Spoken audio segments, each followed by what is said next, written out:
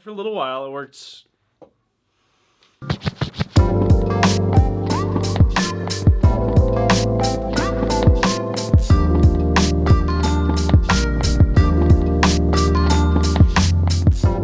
Saw in some of my earlier videos, you'll notice that I didn't really have real overhead shots. They were almost kind of over the shoulder, or I had like a tripod just kind of leaning in a little bit because I couldn't really find a good way to get that nice overhead unboxing slash cooking video shot that you see in a lot of channels. So the first place that I went to look to see what I could do for an overhead mount obviously was on YouTube. And there's a lot of videos, there's a lot of DIY build your own using PVC pipes or some really elaborate systems, kind of like the one you'll see with Casey Neistat. There's another really cool one where it's kind of mounted, suspended to the ceiling from DSLR Shooter. That's a really nice rig. But for me, I knew I wanted to come up with something that kind of incorporated some stuff that I already had, as well as wasn't going to cost me a lot of money or take a lot of time to build. I already had around the house some microphone stands. So I've got one from Proline that I use. It's just a boom arm microphone stand that I used to use from back in the day when I was playing music. But it's a nice normal boom stand that you can make kind of a lot of adjustments. You can raise or lower, or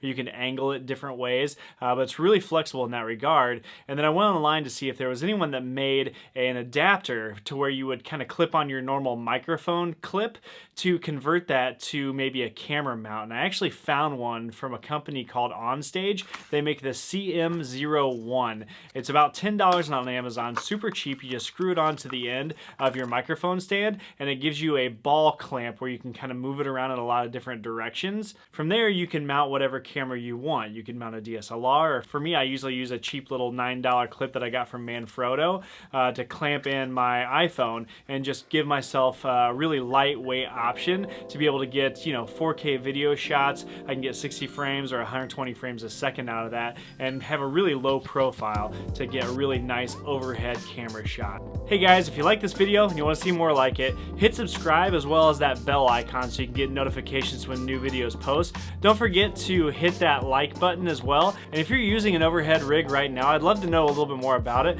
Make sure to hit the comments down below and let me know what you're using. Thanks for watching.